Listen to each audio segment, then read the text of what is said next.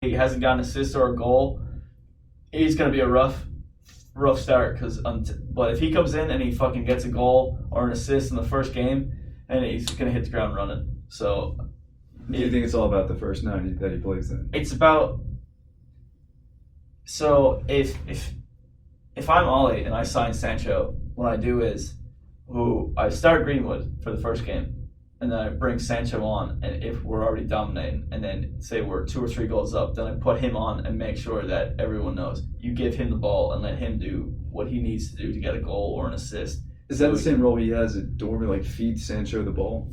I mean, basically, he had fucking, 16 goals, 16 assists all season? Well, was he just not in the flow of the game and had an eye? Or I mean, do you see what I mean? Or was he a target man at the top? It was kind of like, get the ball out to Sancho, and he'll make it happen. Because I know he and Royce were those two main creators. Yeah. Pivoting the striker. Whenever Royce was fucking fit. Yeah. Yeah, I mean, I watched a couple of the Bundesliga games, and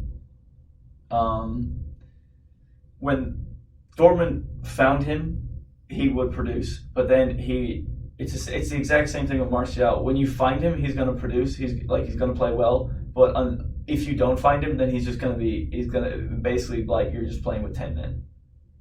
So you have to feed him the ball. Now, if you have Rashford on the left and Sancho on the right, the two of them, Sancho can go over to the left just as easy as he can, and he can play on the right. Whereas Rashford, for some reason, I don't know why, but he doesn't like going over to the right. So I don't know if they would be constantly switching. But I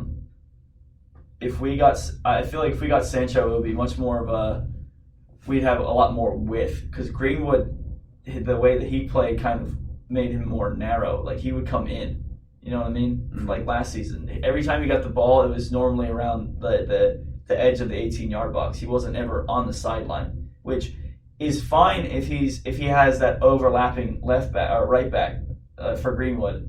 If he comes in, he has that overlapping right back, but he doesn't. He has Wan-Bissaka, who kind of gets forward, but not really.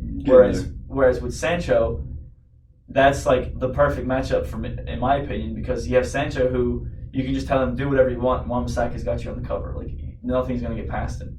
So, as a main career, like an advanced playmaker on the right side, not as a winger or as a forward how Rashford's playing. Yeah. Kind of just like he has that zonal like coverage. Okay, I got you. Well, I mean, how's his left foot? You know, like is his weak foot okay? Can he shoot with his Sancho? Yeah. I've seen. I haven't really ever seen him shoot with his left foot, but it has to be better than most people's, because he's able to fucking cross the ball in from both sides like it's nothing. So I would imagine it's almost the exact same as his right. Like, his weak foot is nothing like Greenwood's weak foot. No one really knows. No one really knows what Greenwood's weak foot is, because some people say it's his left, some people say it's his right. I'm pretty sure Greenwood is left foot dominant. Yeah.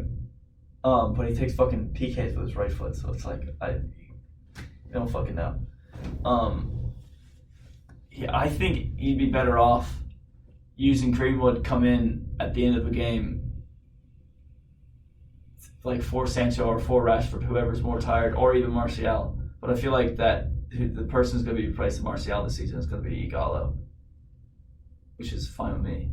I'm okay with it. And he looked good in the Villa friendly.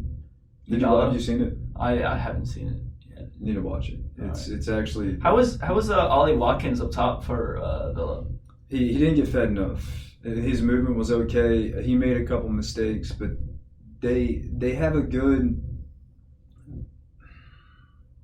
And it may have been how high we were playing our line. They have a good build up from the back. Mm-hmm. Which they shouldn't. It's Villa, you know what I mean? They didn't buy any new defenders. They bought Matty Cash. Matty Cash looked good. And I've been a fan of Matty since he was, the 2 years, 3 years he was at Nottingham. I mean, because I knew with Matty Cash that was decent. And I think Villa is the best place for him to go, because Gilbert, the right back, the French right back, was there last year. There was no movement on the right side. Yeah. It was who's that Egyptian that they have? Oh, El Mohammadi, right? Is that it? I think it's El Mohammadi. Yeah. So he's they moved him to the right, and then Anwar got injured. El Ghazi, I think he had gotten injured, and they moved Grealish up to left wing whenever McGinn got back. And McGinn looked good. McGinn looked really good. But the Matty Cash just offers something for them on the right, that right back spot that they didn't have. But there was no inward movement to Ollie Watkins. Yeah. The wingers were playing too far wide, I feel like, or Grealish was out of position for him to have any support in the middle. And then they played, like I said, they were playing really deep in the midfield too. I want to say McGinn was the more advanced one, but even then he was too far back for Ollie to have done anything. But he definitely looked more of a presence there than Samata and that other striker they had last year. Wesley, yeah. Definitely looked more threat. I mean, the pace was there. More threatening. Yeah. I watched Ollie Watkins a couple games last season when he played for Brentford, and like you were saying, his movement's really good, and his finishing is it's decent. It could definitely be a lot better, but to play on a team for Aston Villa is probably perfect for him. I think if Bournemouth had stayed up, and if they had gotten Ollie Watkins, Josh King would be moving on to United, which don't know how I feel about Josh King. He's left-footed. We can even rotate him at right mid. We can sub him up top. He can play left mid. He's an option. Yeah. It's not like he has to start. He's an option, though, and he's familiar with the club and the system. He came up through it. I don't think it's a bad investment. Yeah. I don't. Well, if people are looking at it as like a marquee signing, don't. He's not going to be. No. Yeah. But that's if it'd be a good signing if it was 20 mil or less. Well, how much is it? Or how much do they want for it? I think they wanted 30. They just got relegated. They're not a. Yeah, but it's Man United. Ed Woodward came out when he first came and he was like, "We can do things in the transfer window no one else can." And right there, just saying that, you just fucked yourself. Because now everyone's like, "Oh, you can do more? Okay. Well, instead of 40 million for this player, I want 60, and I want an extra add-on if he does this with your team." It's basically so. Woodward's just a fucking idiot.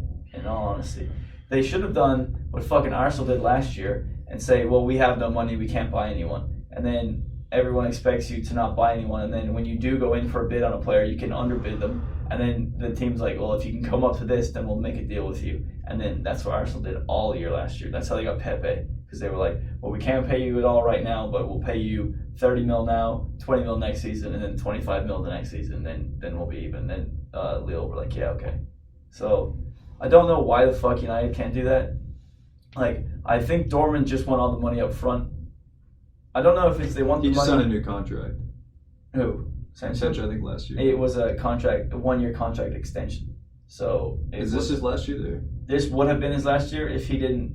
He had to be the one to trigger the release clause, and he triggered it in last December or something. Which at the time, for him, he wasn't going anywhere. Yeah. I wouldn't have gone anywhere. Look at how shit United were at the time. That was the only team that was really in for you. Yeah. That was pre-Bruno. Yeah. Post-Pogba injury. Yeah. So it wasn't looking good. Yeah, and fucking Grealish. I would love that Grealish. I know it's never gonna happen. I mean, I would not pay fucking over 40 million for him, in all honesty. I wouldn't pay over 40 million for any English player right now other than Harry Kane. Maybe Rashford and maybe Sterling. But other than that, there's no one else who in my mind is deserving of that. If you were buying Alexander Arnold as a right wing, then okay, you could probably 80 million. Can we establish real quick that, and we'll go back to what we were talking about, can we establish real quick that Trent Alexander-Arnold is not a right back? He is not a right back at all. I want that to be clear. He is. Oh, yeah. He is if you put Beckham at right back. Yeah. That's Alexander. He can't defend worth a fuck, but he gets 22 assists. How many assists was it last season? Oh, it was a ridiculous number for. But he's also fucking spam crossing. Less. No, he's what? All he does is fucking spam cross and hope that it lands on one of his striker's feet. Really. I think he's really good at crossing. I don't think he's hoping. I think he's got an eye for it. I think at the dead ball, no one beats him. He has the best free kick in the Premier League right now. When he crosses, sometimes I do think it's just a hope and a prayer. So, like against Burnley last year, he just fucking kicked it and it just happened to go into the back of the net. It just happened to go over Nick Pope. Yeah. So I do think that I'm not saying that he doesn't pick out his crosses sometimes, but there are times where I think he just fucking kicks it and hopes that it lands on someone's foot. Yeah. So, when you got people fast as fuck, it usually does. Yeah. When you get Salah Mane to catch up with a cross, it usually does. Yeah. But yeah, just all these English players who are fucking. What about Chelsea going in for Rice though? If they buy Rice for 80 million, like that's on them. Yeah, go for it, man. I am so down for that. Dude, it kind of makes me mad the build up that, and I said this today, the build up Lampard had with that youth squad, and now he's just now he's just like, fucking them all out. Yeah, you can all go to hell. And that's what I was like. That's what like in our group message for our fantasy with like the Chelsea fans in there. Yeah. We're all going on about your fucking youth last year. You were the third youngest team in the league to I think it was Norwich and United. And then now this year, the second that Lampard can actually spend money, he brings in all these players. And Four attacking mids. And then your youth goes fucking nowhere then. And then their justification is, well, we were on a transfer ban. You still signed 2 players on a transfer ban, in Kovacic and Pulisic. So you weren't on a transfer ban. But that's the thing. There's always an excuse. So like they're saying about United getting all these penalties. Well, if you get into the box and you get fouled in the box, it's a penalty. What happened to the exact same thing that happened to Werner for them to get the penalty today was 90% of the fouls that happened to United in the box last year. So the fuck is the difference? It just happened that we kept getting fouled in the box and you weren't.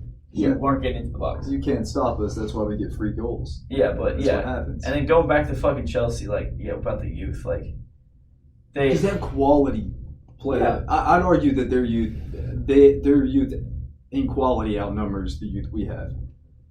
No, you can. You would say so. I mean, Greenwood. We lost Gomez. Greenwood, Chong, Garner.